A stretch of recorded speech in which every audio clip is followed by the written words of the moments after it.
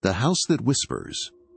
When my father died, I didn't expect to inherit anything. We hadn't spoken in 12 years. But then the letter arrived, stained parchment in a black envelope, sealed with wax.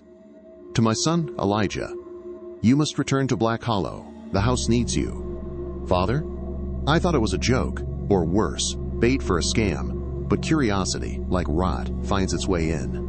2 days later, I was on a gray, winding road cutting through the northern forests, the sky smeared with storm clouds. Black Hollow wasn't a town. It wasn't even on the map. It was a manor. Alone, forgotten, hidden behind a wall of trees and silence. The house stood 3 stories high, bones of old wood, paint peeling like dead skin. Ivy clung to its ribs. Windows stared at me, dark, unblinking. The door creaked open before I touched it. Inside, the air was thick, smelling of wet stone and something older, something wrong. Dust danced in the dying light.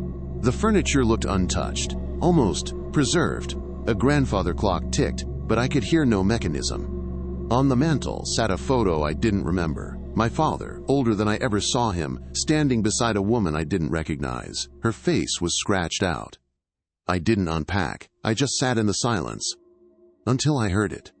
A whisper from upstairs. "Elijah."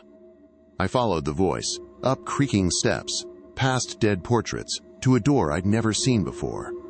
It was black, no handle, just a brass keyhole. The whispering was louder there, not words anymore, just breathing, wet, raspy, and too close. That night I dreamed of my father standing in that hallway, banging on the door with bloodied fists, screaming a name I didn't recognize. "Adeline, let me in." I woke to find my fingernails torn and bleeding. I had been scratching the door in my sleep. In the attic, buried in a trunk beneath a rotted wedding dress, I found a diary. It belonged to my mother. I thought she died when I was 3. That's what my father told me. But the last entry was dated just 5 years ago. Elijah's gone. Thomas says he ran away, but I hear him. Every night, the house mimics his voice. I tried to leave. The woods reset. The hallway moves. I hear her laugh behind the walls. She's in the black room. She wants a new body. She wants him. The house changed after that. Hallways twisted. Rooms shifted. I'd wake up in the dining room with mud on my feet. Once, I opened a closet and found the black door inside, whispering to me. I started recording everything. Audio logs, notes, camera footage. But the tapes always erased themselves. One night, I saw her, in the mirror. A woman in a veil, her face shifting like melting wax. She reached through the glass and whispered, "You look just like your mother." I smashed the mirror. It screamed. In the basement, behind a bricked wall, I found a chamber. Symbols carved into stone, bones arranged in patterns.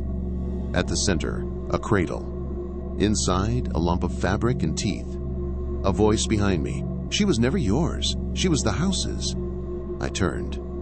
My father stood there, throat slit, black ichor dripping down his chest. "She's coming, Elijah. She's always been coming." He vanished. The cradle started crying. In the library, hidden behind false shelves, I found the house's blueprints. Original name, Maison des Voix, the House of Voices. Built in 1812. Burned in 1839. Rebuilt. Burned again. Always rebuilt. Always returning.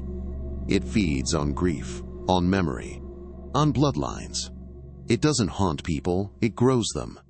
I was never meant to escape. I was always meant to return. On the final night, the house groaned and moaned like a beast in pain. The black door opened on its own. Inside, mirrors, hundreds of them, all showing different versions of me. Child, old man, corpse, and her.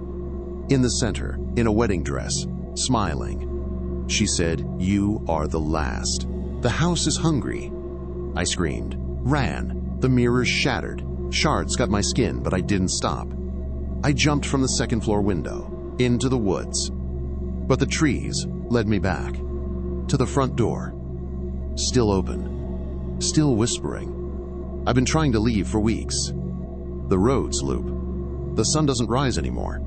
I see them. My father, my mother, the woman in white, walking the halls like echoes. And I'm recording this so someone will hear it. Because I'm starting to forget my own name, my own face. The house is changing me. If you find this tape, don't come looking. It's not haunted. It's alive.